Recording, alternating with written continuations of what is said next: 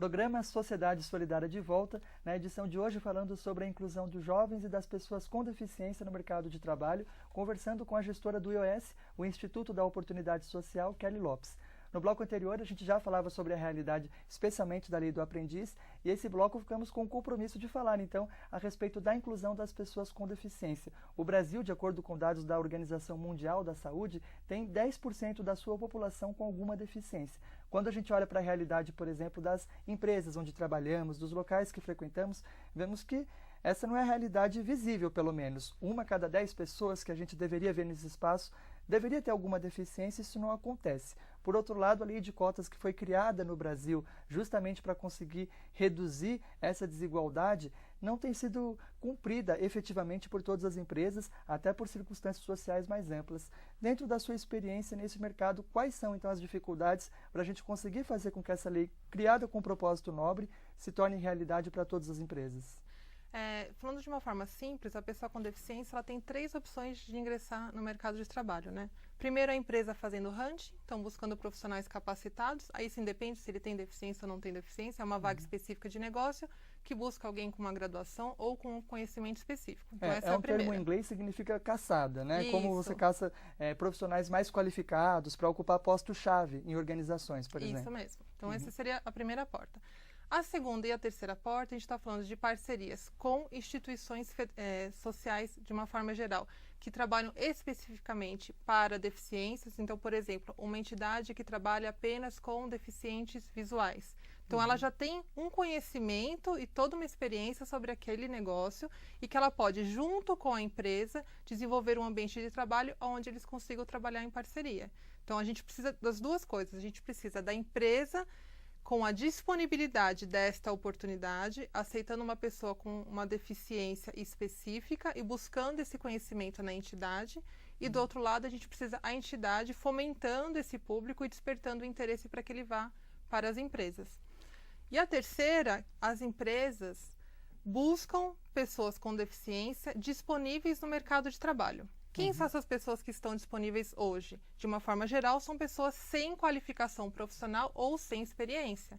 Então, as empresas elas precisam, sim, abrir oportunidades de qualificar a pessoa com deficiência já durante o início da pessoa na empresa. Então, quando a gente busca um profissional qualificado, geralmente a empresa, se a gente falar de uma forma geral, ela traz um profissional pronto no mercado.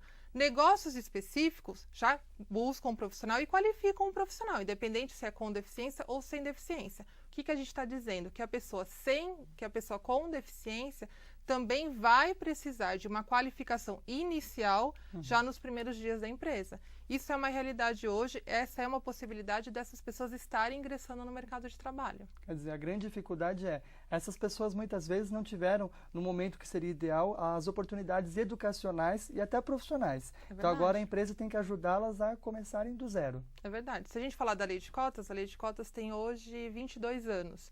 Só que esse assunto está sendo fomentado no mercado no máximo há 6, 8 anos. Então é muito recente. Então eu vou buscar um profissional de faixa etária de 30 anos com deficiência qualificado. Há 30 anos atrás, ou há 20 anos atrás, quando ele estava na escola, será que ele teve essa oportunidade de uma qualificação específica para a deficiência dele? Provavelmente não. Então isso não vai acontecer. Isso, claro, quando a gente está falando da pessoa com deficiência que já nasceu com isso, né? Porque a gente também tem o público das pessoas com deficiências adquiridas, né? Se a gente pode falar um trabalho com as pessoas que estão em reabilitação pelo INSS. Então, aí o público é diverso. Você pode ter desde a pessoa que não tinha uma atuação específica no mercado, até um advogado, um grande executivo, que por algum acidente acabou tornando-se uma pessoa com deficiência. Então, ela também vai ter uma facilidade de ser incluída, porque ela já tem um conhecimento específico. Agora, Kelly, já que você mencionava a lei de cotas, nós estamos no Brasil assistindo a algumas alterações nesse campo legal. Queria que você destacasse quais são as principais para as quais aí os telespectadores têm que ficar atentos. Uma que foi divulgada em 2012, no final de 2012, não me lembro o número agora, mas ela está disponível no site do Ministério do Trabalho e Emprego, é que uma pessoa com deficiência que recebe o benefício do governo, se essa pessoa for contratada como aprendiz, então ela não perde mais o benefício. Antes, a pessoa ela perdia o benefício a partir do momento que ela começava a trabalhar. Como aprendiz, não. Se essa pessoa com deficiência for contratada como aprendiz, ela vai receber o salário e aprendizagem da empresa e vai continuar recebendo o benefício do governo. Isso Perfeito. já foi uma conquista. E tem uma outra alteração também em trâmite que pode colaborar com as pessoas com deficiência que têm vontade, mas ainda não se aventuraram, por exemplo, de estar de fato no mercado de trabalho. É verdade. Se a gente pensar uma pessoa com deficiência que recebe o benefício, então quando ela entra para um trabalho formal, automaticamente ela perde.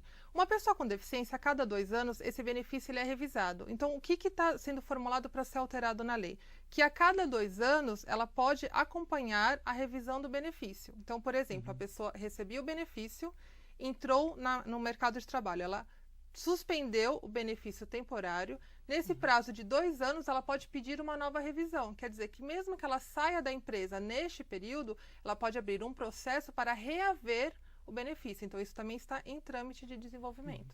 Agora, é claro que, independente das leis, é fundamental que todos nós estejamos prontos para receber essas pessoas com deficiência, sem deficiência, no mercado profissional. Especialmente no caso das pessoas com deficiência, por exemplo, a sua experiência está ligada ao ramo da tecnologia da informação. Isso. E acontece muitas vezes das pessoas ficarem com receios. Não, mas eu vou trazer, por exemplo, um cego, uma pessoa com deficiência auditiva, ela não vai ser tão produtiva assim, porque a minha empresa atua no ramo tecnológico, pela sua vivência na área.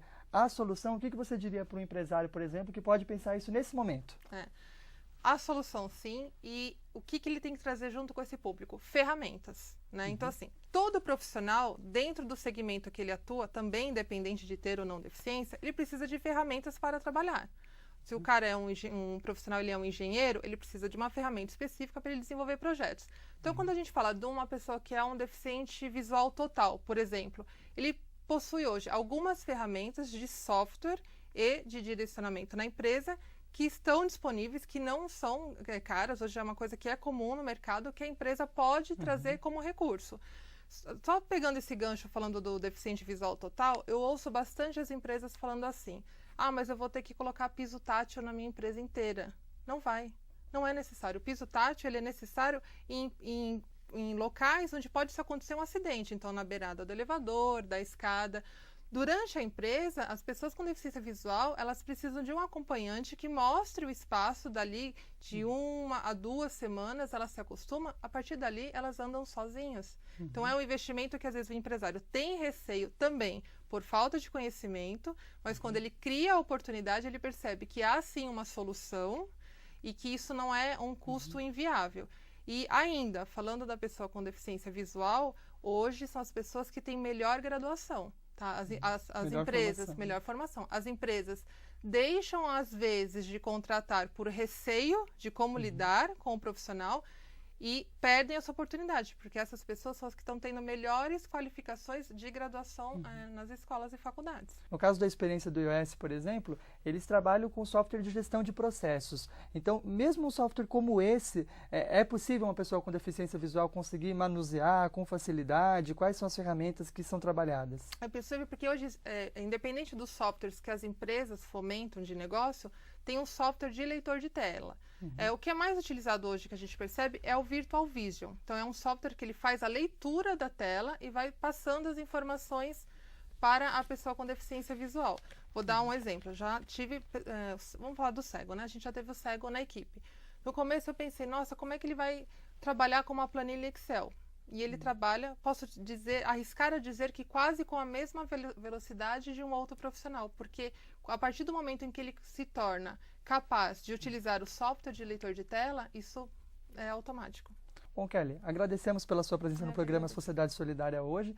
E, para finalizar a nossa edição, gostaria de trazer uma mensagem aqui da solidariedade, falando especialmente sobre a nossa responsabilidade com as novas gerações, de pessoas com e sem deficiência, que precisam de espaço para poderem mostrar o seu potencial e precisam também do nosso olhar para que elas tenham todas as condições para isso. O criador do programa Sociedade Solidária, o jornalista Paiva Neto, diretor-presidente da Legião da Boa Vontade, em seu livro É Urgente Reeducar, na página 159, eu tenho em mãos a versão pocket dessa obra, nos traz a seguinte reflexão. O espírito tem lugar preponderante na nossa lide.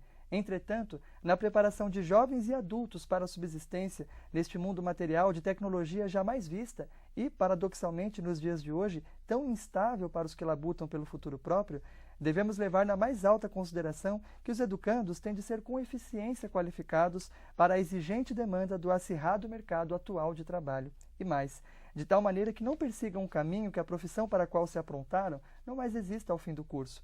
É essencial, pois, receber informação eficaz para que sejam arrojados empreendedores, de modo que possam suplantar os acontecimentos supervenientes que a qualquer instante desafiam a sociedade, assustando multidões. Essas são as palavras do jornalista Paiva Neto, nos chamando à responsabilidade com essa formação eficaz dos jovens, e com elas nós finalizamos esta edição do programa Sociedade Solidária, abrindo também, Kelly, para suas considerações finais. O que a gente pode dizer aqui? Que as empresas busquem parceria, tanto com o governo, com entidades sociais, para juntos fomentar formas de capacitação profissional e emprego a um menor custo. Então, que a empresa não tenha receio que a pessoa com deficiência vai custar mais. Não, articule. O terceiro setor tem várias ações para isso, faça essa articulação para que esse profissional entre na sua empresa a um menor custo e gerando resultado produtividade.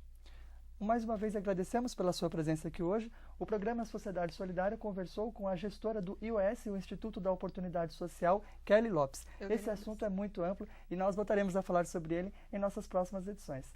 Muito obrigado pela sua audiência.